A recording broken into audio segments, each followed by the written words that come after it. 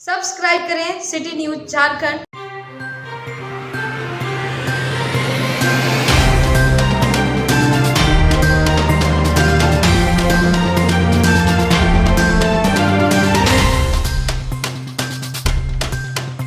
आगामी 11 अप्रैल को झारखंड सचिवालय घेराव को लेकर आज मेदिनीनगर शहर के भाजपा जिला कार्यालय में एक प्रेस वार्ता का आयोजन किया गया।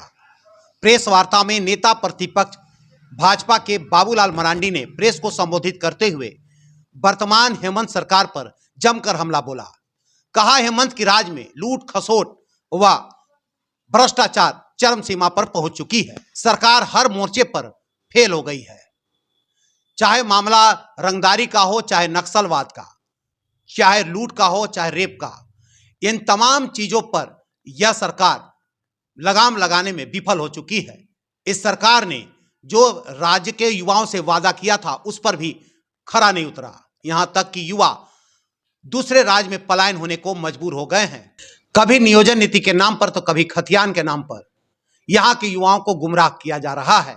कहा, इन तमाम चीजों को लेकर आगामी 11 अप्रैल को भाजपा झारखंड सचिवालय का घेराव करेगी और इस सरकार को उखाड़ फेंकने का काम करेगी।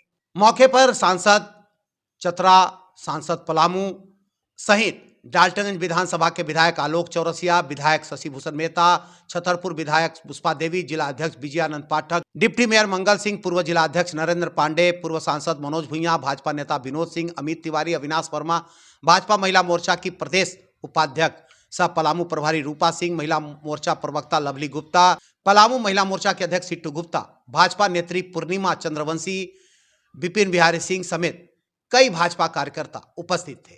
बायोम मेडिकल प्रिपरेशन का एकमात्र संस्थान जहां है complete digital classrooms, individual doubt counters, video lectures, student tracking system, library facility, 100% result oriented rankers batch, study package and class notes in PDF। Fresh batch की शुरुआत 13 अप्रैल से होने वाली है। बायोम, हिनू एवं नगरा टोली, रांची। अब सब को जैसा इन्होंने अवगत करा ही दिया कि 11 अप्रैल राज्य की राजधानी रांची चलो आह्वान के साथ सचिवालय का घेराव।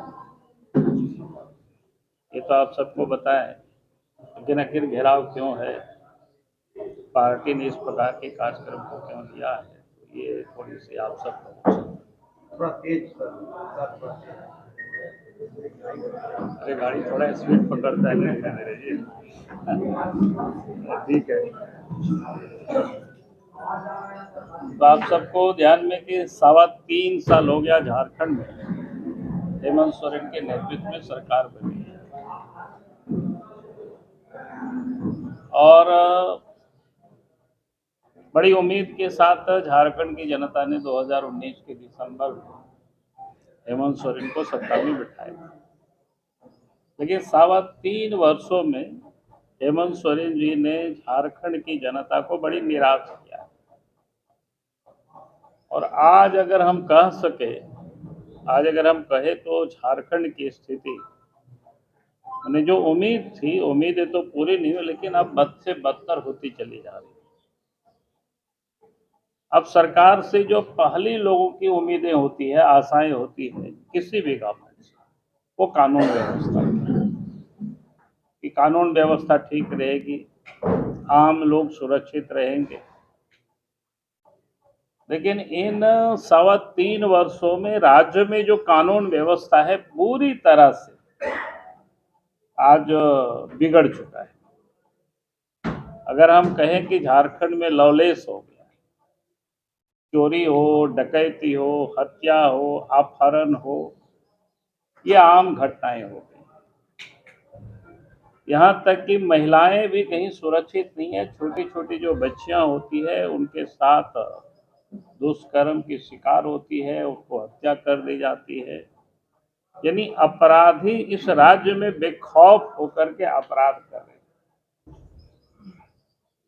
अगर हम ये कहें कि हेमंत सोरेन अपराधियों से डरे हुए हैं तो मैं समझता हूं कि ये उचित नहीं होगी, लेकिन घिरे हुए हैं ये मैं कह सकता हूं। तभी झारखंड में अपराध इस प्रकार से बेलगाम हो। तो हमने कहा कि भाई पहले लोगों की सरकार से जो उम्मीदें होती है वो कानून व्यवस्था ठीक हो, लेकिन आज बुरी तरह से चौपट है। उग्रवाद हम सब लोग मान रहे थे कि अब समाप्त हो चुके हैं। आप सबको ध्यान में होगा जब पिछली बीजेपी के नेतृत्व में सरकार तो एक नहीं के बराबर घटनाएं होती थी यदा कदा, लेकिन आप अगर इन दिनों आप देख रहे होंगे लगातार घटनाएं बढ़ रही है। आज भी अखबार में आप सब लोग देखे होंगे, एक दिन में उग्रवादी घटनाएं बड़ी बड़ी 3 घटनाएं हुई, बोकारो में, रामगढ़ में और लातेहार में। ये लातेहार का लाहौर तक, ये 3 बड़ी घटनाएं आज की सुबह अगर अखबार में आप सब लोग देखे होंगे, बड़ा न्यूज है। और उससे पहले चाईबासा में भी आप सब लोग देखे होंगे किस प्रकार से डिटोनेटर जिलेटिन जो होते हैं मैगजीन को पूरा लूट लिया। और लूटा अखबार में ही छपा था कि भाई 1-2 की संख्या नहीं बल्कि सैकड़ों की संख्या में उग्रवादी आए। अब ये इसका अर्थ ये हुआ फिर से वो संगठित हो रहे हैं। अगर इतनी बड़ी संख्या में लोग एकत्र होते हैं और सरकार को कोई सूचना नहीं, इसका मतलब सरकार बुरी तरह से फेल हो चुकी है और उधर सरकार की कोई ध्यान नहीं है। इसलिए हमने कहा कि ये जो सुरक्षा का मामला है जो अहम होता है राज्य के या देश के लिए भी और जनता के लिए, जो पहले लोग उम्मीद करते उसमें सरकार पूरी तरह से विफल हो चुकी है। दूसरा जो सरकार से लोग उम्मीद करते हैं कि राज्य में भ्रष्टाचार मुक्त शासन हो, क्योंकि जहाँ कहीं भी लोग जाएंगे सरकारी दफ्तरों में ऑफिसों में कि आराम से काम हो जाए। लेकिन आज हालत क्या है, मैं बड़ी बड़ी घोटाला की अभी नहीं बात कर रहा हूँ। अगर हम सामान्य तौर पर अगर आप देखें, ब्लॉक हो, अंचल हो या थाना हो, आम जनता उससे बड़ी दुखी है। जहाँ कहीं भी आप जाएंगे बैठेंगे, आप सब लोगों से मिलते ही होंगे, सब बताते होंगे कि आज जमीन की इस प्रकार से हेरा फेरी हो रही है अंचल में हो, यानी कोई सुनने वाला नहीं है, कोई देखने वाला नहीं।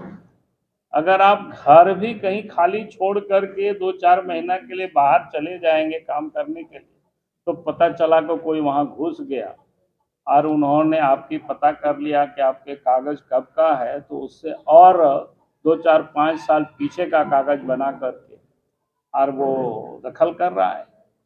आप चाहे इसके बाद सीओ के पास जाइए, डीसी के पास जाइए, कोई सुनने वाला नहीं है। तो हालत बद से बदतर, ये जो करप्शन का, भ्रष्टाचार का जो मामला है इस राज्य में, वे हताश बढ़ी हुई है। तीसरा जो मामला है कि वो लूट खसोट की। आज इस राज्य में यहाँ तक जितनी भी खनिज संपदा पूरी तरह से लूट रहे हैं और लूटा भी रहे, चाहे कोयला हो, चाहे बालू हो, चाहे पत्थर हो, चाहे लोहा हो। आज भी आपने सबने अखबार में देखा होगा, अब पत्थरों की खदानों की या खनिजों के लूट अब जेल से भी कराए जा रहे हैं। आपने आज उस भी पढ़े होंगे साहेबगंज की घटना को, जब ईडी वाले गए और ड्रोन से, पहले भी अखबार में छपा किस प्रकार से यानी इलीगल माइनिंग कराया जा रहा है जेल से बैठ करके, और उन लोगों ने एफआईआर करने के लिए सरकार को लिखा। तो जो जेल से बैठ करके जो सारे काम संचालित कर रहे हैं उनके ऊपर एफआईआर नहीं हुआ, बाकी और लोगों के ऊपर तो एफआईआर हुआ है। तो आप सोच सकते हो कि भाई सरकार आप यानी लूट के लिए जेल से भी बैठ करके ये पूरे राज्य में लूट में विकास का काम पूरी तरह से ठप पड़ा हुआ है। झारखंड के नौजवानों को जिस प्रकार से उन्होंने हसीन सपने दिखाए थे, आप सबको ध्यान में होगा कि कहाँ वो 1932 की खतियानी यात्रा कर रहे थे।